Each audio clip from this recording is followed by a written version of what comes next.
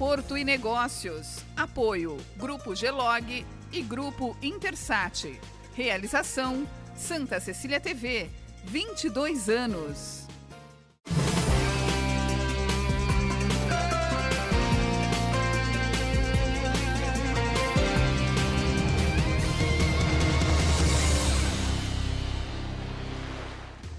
Olá, está no ar Porto e Negócios, o nosso espaço semanal para que possamos debater assuntos importantes em relação aos portos internacionais, portos do Brasil e principalmente em relação ao Porto de Santos.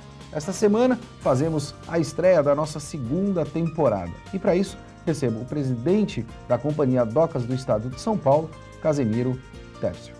Obrigado pela tua presença aqui, é um prazer enorme ter você estreando essa nossa segunda temporada.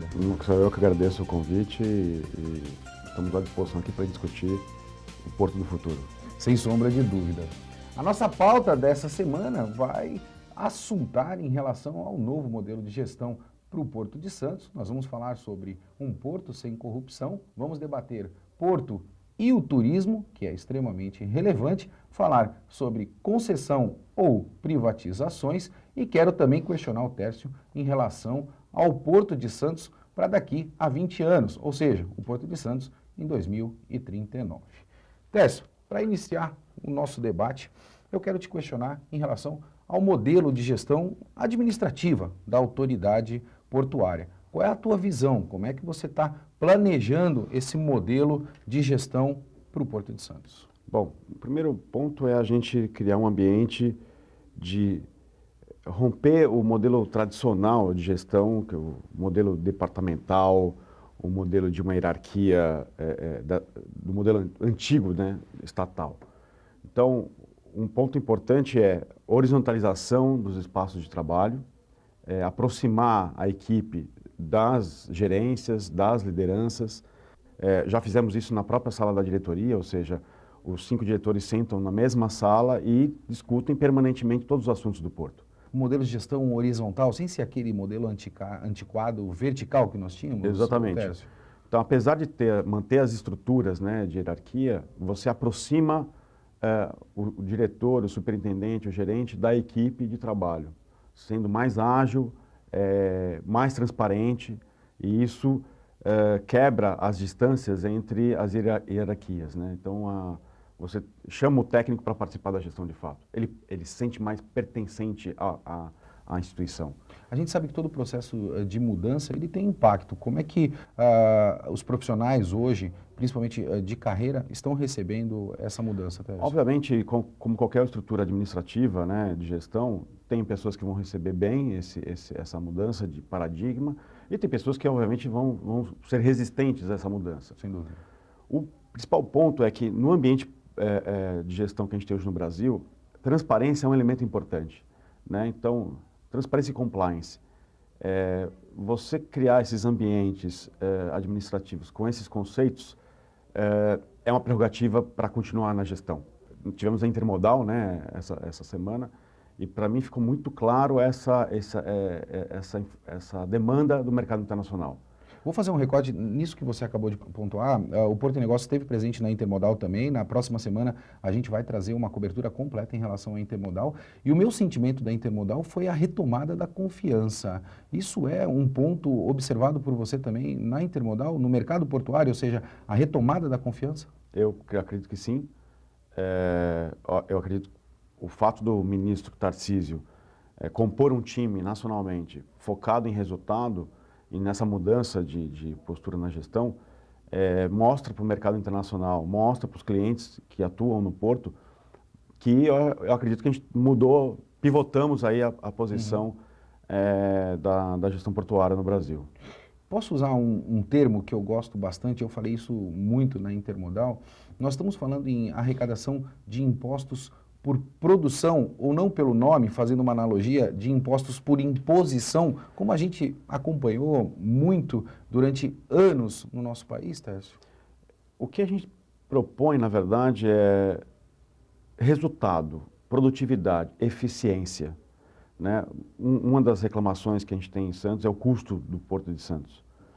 E o custo não é só preço, o custo é tempo, o custo é avaria, né? Para quem opera, por exemplo, roll-on, roll-off, né? Veículo, Sim. a avaria é um elemento importante. Então, quando você faz uma operação eficiente, baixa avaria, baixo custo, né? Preço para o final, para o cliente final, rapidez, a eficiência como um todo na operação.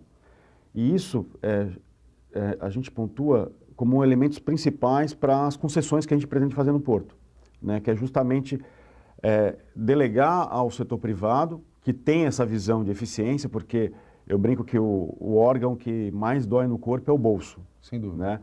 Então, quando você traz, e essa questão da privatização, da concessão, enfim, da participação privada dentro do porto, passa pelo bolso. Ou seja, como é que eu vou cuidar bem do dinheiro? Mas como é que a gente resolve um tema? Porque eu acho que isso é cultural também. A gente fala muito em privatização, eu acredito nisso, são modelos já experimentados internacionalmente, mas a gente tem no nosso país, Técio, a demonização do lucro, né? Toda vez quando a gente chama a iniciativa privada para o jogo, para o game, a gente percebe que a sociedade ela vai lá e demoniza o lucro. Você acha que a gente vai conseguir resolver isso também? Eu acho que sim, até porque tem muitas pessoas que acham que a companhia Docas, né, que as autoridades portuárias não devem ter superávit. Exatamente. E precisam ter, porque a única forma de você reinvestir no próprio porto, reinvestir em tecnologia, em treinamento de pessoas, em equipamentos, trocar a estrutura portuária do cabeço, que, por exemplo, hoje nós estamos com um problema em Santos, que é o rompimento de amarras, né, dos navios. Nós estamos pesquisando no mercado, o que seria importante obviamente, os navios virem com cordas e com amarrações em estado novo, né? Não precário, mas principalmente trocar os cabeços antigos que tem em Santos por cabeços dinâmicos, né? De estabilidade dinâmica, ou seja, ele mantém tensionada a corda para não romper a corda e o navio se soltar do berço. É um elemento simples de gestão que você moderniza, só que eu preciso ter superávit para poder investir no equipamento desse. Indiscutível. Né? Então, é importante ter, aí o mercado falar lucro ou superávit, a questão é o seguinte, precisa ter o caixa positivo para poder reinvestir na própria empresa. Que é o imposto sobre produção, era o que eu estava pontuando inicialmente, você ter produtividade para que você possa fazer os investimentos necessários. Técio, quero me utilizar da liberdade que eu tenho com você e eu preciso fazer esse questionamento. A gente tem uma grande audiência no nosso programa, principalmente dentro do segmento portuário, por sermos um programa direcionado efetivamente a esse negócio e fomentamos sempre a relação do porto e negócio. Por isso que o nosso programa chama Porto e Negócios. Como é que faz, ou como é que a gente pode fazer um porto sem corrupção? Primeiro ponto é estabelecer mecanismos de transparência na gestão como um todo. Nós criamos uma superintendência de governança e compliance na companhia, com 4 gerências de compliance e risco, estruturada justamente para criar normatizações e canais de denúncia para que nenhuma diretoria futura possa corromper o sistema. Né? Então, identificamos várias pessoas que estão na estrutura da companhia, que foram colocadas no segundo plano ao longo da história e hoje estão com vontade de trabalhar junto com a gente. Essa estrutura de governança é justamente o elemento fundamental para você garantir que no futuro isso evite, né, o processo de corrupção. Mas um ponto importante que eu queria trazer é a participação do setor privado no board da empresa. Então, obviamente, isso só vai acontecer se a empresa estiver saudável e para isso a gente precisa vencer a questão do portos, né? Existe um rombo aí de 1,5 bi que dá à companhia com relação ao portos, né? Só para o telespectador entender, o portos é um sistema de complementação de previdência, né? Aposentadoria dos trabalhadores. E 50% do portos é a Porto de Santos. 40% Rio de Janeiro e os outros 10% as demais companhias docas federais. Isso nós herdamos da época da Portobras. O rombo inteiro dá 3 bi, ou seja, a Codesp tem uma responsabilidade de 1,5 bi e a gente precisa adereçar isso agora, esse ano, nos próximos 2, 3 meses. Mas esse passivo não deveria, dentro de um processo, efetivamente, de chamar a iniciativa privada para o jogo, esse passivo não deve continuar como responsabilidade da federação? Eu acredito que a companhia precisa equacionar isso. E eu acho que não é com o dinheiro privado. Né? Então, com saneamento das contas, ou seja, corte de custos, né? Então, a própria imprensa ela às vezes enxerga de forma equivocada alguns cortes de custos que a gente pretende fazer esse ano. O balanço do caixa. Eu tenho um rombo de 1,5 bi para equacionar, tem um passivo trabalhista também que é expressivo na companhia, e a única forma de a gente endereçar a solução disso é cortando o custo e aumentando receita. Sem dúvida. Né? Então, cortar o custo melhorar negociar os contratos de limpeza, motorista, energia, que não se paga a conta. Todos os contratos que hoje estão vigentes no Porto, todos vão ser renegociados e revistos os valores.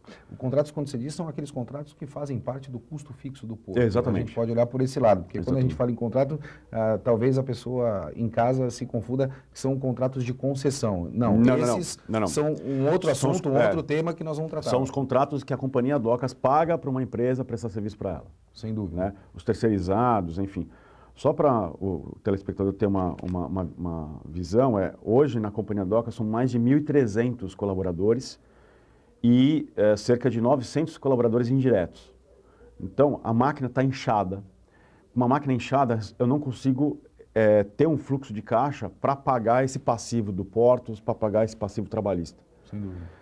A única forma que a gente tem para tornar a empresa saudável e atrair o interesse da iniciativa privada e injetar capital na empresa, ou seja, por meio de um leilão, né, ou abertura de capital, ou venda das ações, muito importante, o controle continua sendo do Estado, né, até porque não faz sentido um grupo privado controlar uma autoridade portuária que tem diferentes interesses dentro do porto. Indiscutível. Eu acho que a gente tem que deixar esse ponto claro, Técio, até porque a gente está falando aí de aproximadamente 1/3 do PIB nacional e a estratégia, ela tem que estar dentro do executivo, indiscutível, em qualquer país. Né? Então, acho que isso a gente precisa desmistificar. A estratégia, ela continua dentro da federação. Claro. E sempre com uma visão de dirimir conflitos. Né? Então, a autoridade portuária ela vai dar a última palavra, mas para tanto ela precisa ter um sistema de compliance, que eu havia mencionado, para não tendenciar a sua decisão. A participação privada no board passa pela empresa saudável. Então é uma cadeia de acontecimentos. Sanear a empresa é o primeiro passo, e é o que nós estamos focados pelos próximos 4 meses, endereçar essas soluções. Então, que tipo de corte de custo que a gente vai ter? O PDV ele é importante, só que para o PDV ser endereçado, precisamos resolver o Portos. Nós temos, só para o telespectador ter a noção, nós temos hoje mais de 400 colaboradores que estão já aposentados no INSS, que poderiam se aposentar também, se desligar da empresa e curtir o seu neto, sua família, enfim. 200, metade disso são beneficiários do Portos. Eles continuam na empresa porque não foi endereçado a solução. O que a gente entende uma vez equacionado o Portos, com certeza essas pessoas pedirão automaticamente o desligamento da empresa. Né? Então, veja, eu preciso cortar custos, sem dúvida, rever os contratos, e nós estamos fazendo isso já. Então, nós estamos negociando com vários clientes, tanto nos contratos de transição, vai haver uma reformulação da estrutura tarifária nos próximos meses, não querendo aumentar o custo para a carga, o custo para o cliente final, mas normalizar, né, ser mais justo na cobrança da tarifa. E, obviamente, fazer essa diferença para poder a empresa ser saudável e equacionar os seus passivos. Esse é um modelo de gestão responsável, indiscutivelmente. Eu vou ter que chamar o nosso primeiro intervalo, mas antes de chamar o nosso primeiro intervalo, traremos mais uma novidade para vocês nessa temporada do Porto e Negócios, o nosso quadro Destaque Portuário. A partir de agora, você consegue acessar o nosso site e mandar o teu vídeo para que nós possamos mostrar aqui no nosso programa em relação à tua atividade ou os problemas que existem nos portos do Brasil. Essa semana recebemos o vídeo de Luiz Fabiano Silva. Fabiano, obrigado pelo teu vídeo.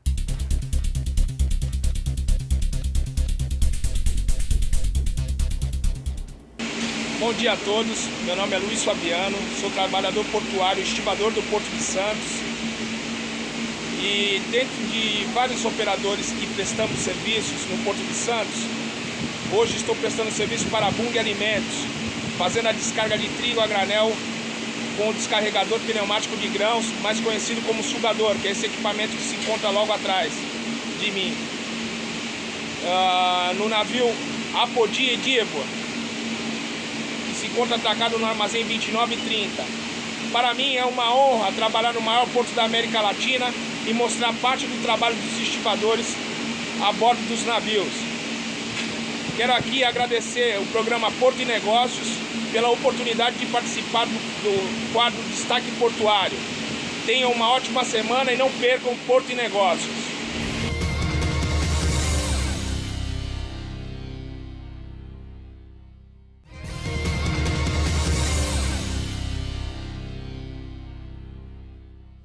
Estamos de volta com Porto e Negócios, eu sou o Maxwell Rodrigues e não esqueça de acessar o nosso site, deixar lá o teu comentário, a tua sugestão de pauta. Nessa temporada de 2019, a nossa segunda temporada do programa Porto e Negócios, você pode acessar o nosso site e fazer parte do nosso grupo de WhatsApp, onde você pode escolher dentre os temas comércio exterior, logística, RH, fomento de emprego, automação e TI. Lá nós teremos inúmeros atores para que possamos debater o segmento portuário. No último bloco, debati com o presidente da Companhia Docas do Estado de São Paulo, Casemiro Tércio, em relação a inúmeros temas. E quero agora pontuar a questão da relação, Tércio, Porto-Cidade. Como é que vai ficar essa relação Porto-Cidade? A gente sabe que hoje nós temos uma série de conflitos dentro dessa relação. E se você me permitir, eu quero trazer uma experiência minha própria. Eu desembarquei mais recentemente de um cruzeiro, né? E quando eu fui desembarcar, nós nos defrontamos ali com um evento que estava ocorrendo, um evento ciclístico, ocupando a perimetral do Porto de Santos. Eu não estou aqui para discutir se devemos fazer ou não eventos, eu quero discutir o resultado absoluto disso tudo, né? Foi um caos instalado dentro da nossa cidade. E honestamente falando, por eu ser do segmento, você é do segmento, o nosso telespectador também é do segmento, a culpa, ela cai no Porto. em cima do Porto. Tércio, como é que a gente equaciona essa questão da relação Porto e cidade? Tá. Bom, tem alguns eixos de trabalho que a gente tem que desenvolver e já estamos conversando com a Prefeitura de Santos, com a Prefeitura inclusive do Guarujá, para equacionar, dirimir alguns problemas, né? Então, primeiro, a perimetral é um problema, né? A condição dela hoje, estrutural, de pavimentação, os desvios, não pode se falar que é um acesso de qualidade. Discutir. A gente pretende endereçar isso com uma concessão, né? Estamos discutindo isso junto com a Prefeitura, trazer um modelo que já está consagrado no país e principalmente em São Paulo, né? Lembrando aí que das 20 melhores estradas do país, 19 estão em São Paulo e são todas concessionadas. A gente quer trazer esse modelo para Santos. Então, nós estamos falando em cerca de 39 a 40 quilômetros de vias de acesso ao porto. O objetivo é empacotar esse conjunto de acessos, juntamente com as obras de arte, né, os viadutos, os acessos a cada terminal, no mesmo pacote, e fazer uma concessão com um modelo de freeway. Okay. Isso já tá montado em Indaiatuba. São pórticos que você instala nas entradas do acesso e nos gates e nas saídas das ruas, em que o cidadão, né, na verdade, o caminhoneiro, entra na perimetral e ele paga 20, 30 centavos por quilômetro rodado.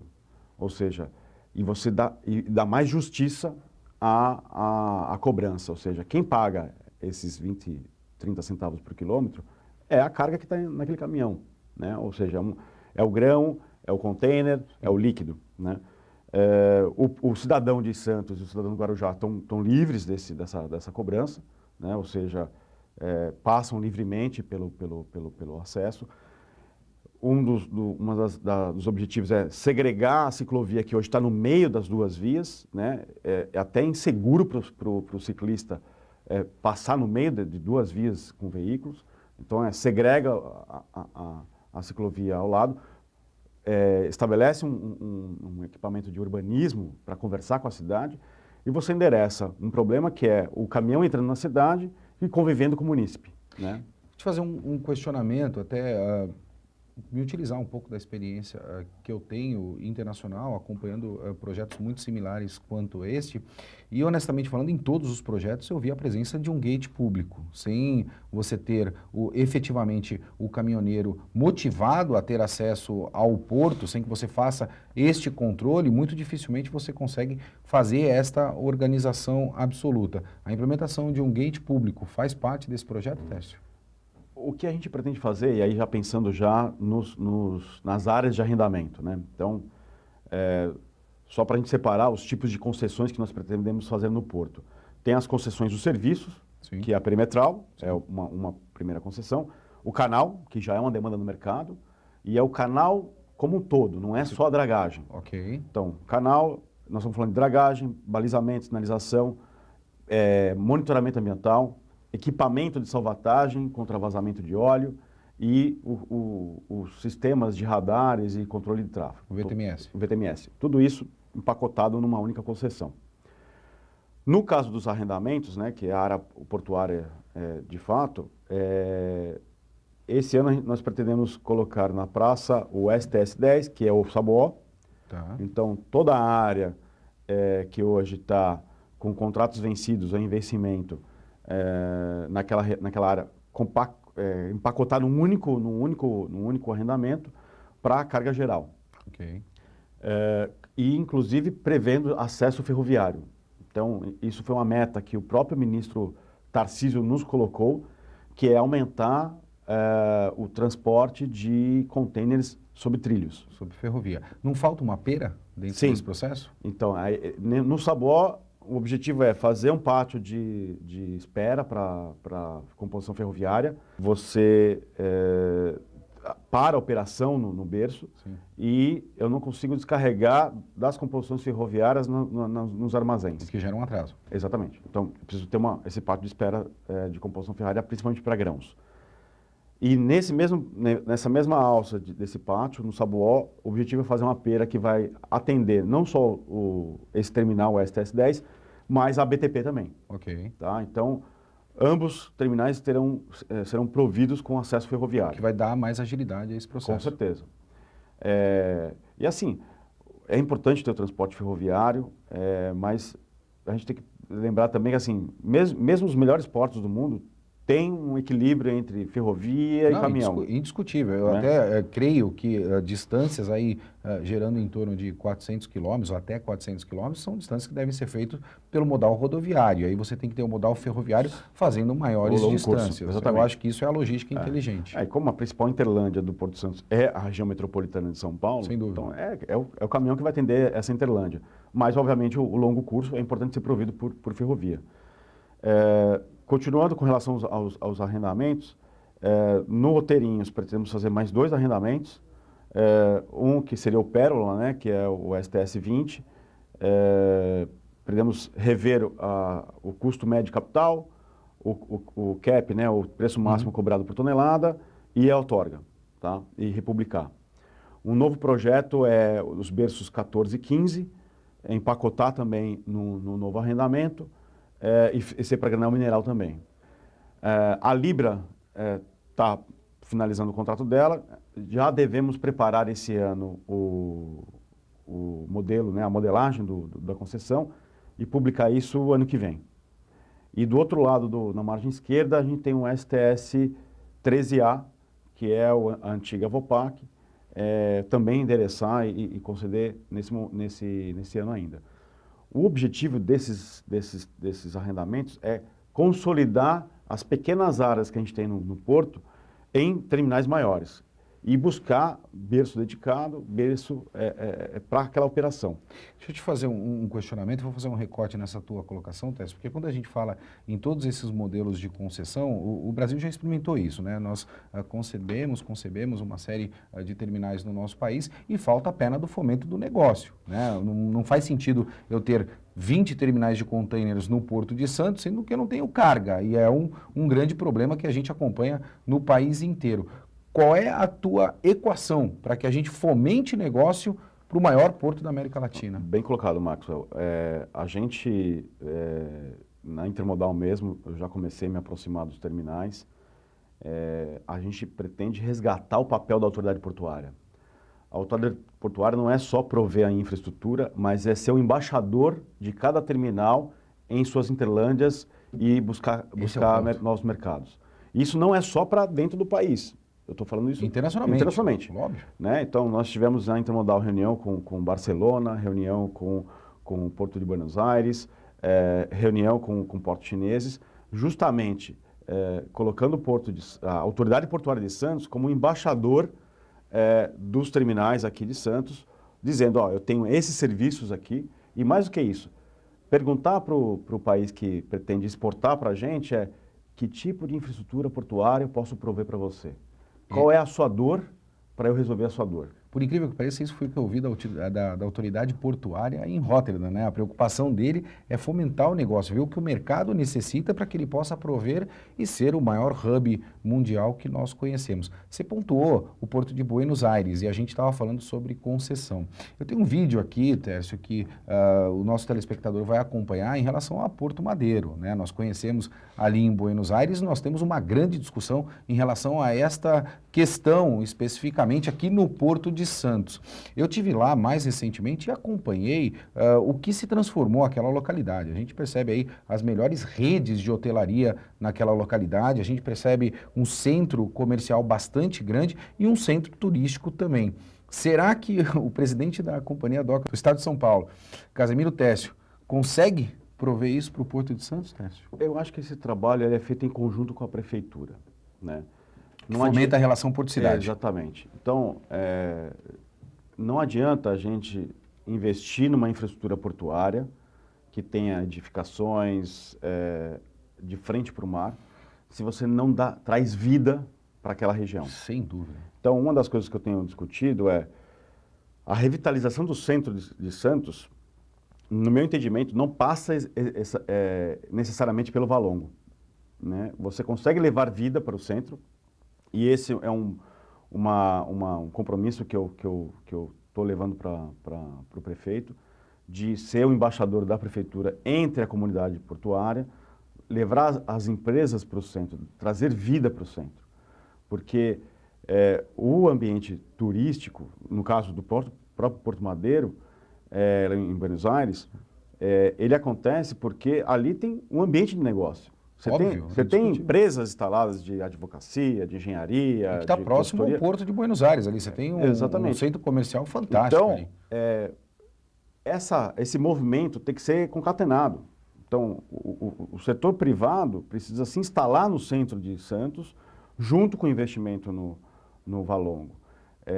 Que está na contramão absoluta do que a gente percebe hoje em dia, né? Os negócios, as empresas deixaram o centro de Santos. Exatamente. Mas o que eu me propus junto com o prefeito, não só o prefeito, mas com a própria associação comercial, a gente, com 3 mãos, né? Com 6 mãos, na verdade, a autoridade portuária, a associação comercial, a prefeitura, de traçar um plano de resgatar o centro histórico com o posicionamento de empresas lá, né? Tércio, infelizmente a gente está chegando ao final do nosso programa. Eu já quero deixar o convite aqui para você. Eu acho que a gente tem muita pauta para debater. Já reivindico aqui para a Fernanda para que arrume uma agenda para que a gente volte a debater aqui no nosso programa. Mas eu não posso encerrar o nosso programa sem te fazer esse questionamento. Tércio, Porto de Santos em 2039, daqui a 20 anos, qual é o legado que a tua gestão vai deixar para o Porto, para o maior porto da América Latina? O mais importante é a mudança do modelo de gestão, né? Um porto moderno, a gente não teve tempo de falar, mas a ideia é trazer um ambiente de startups para dentro do Porto de Santos, ser um porto que gere tecnologia, que gere soluções para outros portos, né? Rotterdam faz isso, Antuérpia faz isso, e Santos tem que assumir esse papel, não ser o maior porto, mas ser o melhor porto da América Latina. É isso aí. Tércio, quero te agradecer honestamente por estar aqui presente conosco. Eu sei que a tua agenda é extremamente concorrida, e eu fico extremamente lisonjeado de ter o presidente do Porto de Santos, do maior porto da América Latina e o melhor porto da América Latina, na estreia da nossa nova temporada 2019. Eu agradeço os telespectadores e estou sempre à disposição de você, Maxwell. Muito obrigado. Porto e Negócios vai ficando por aqui e lembre-se, você conquista as pessoas não apenas pela sua capacidade, mas sim pelo seu carisma. Um forte abraço e até semana que vem.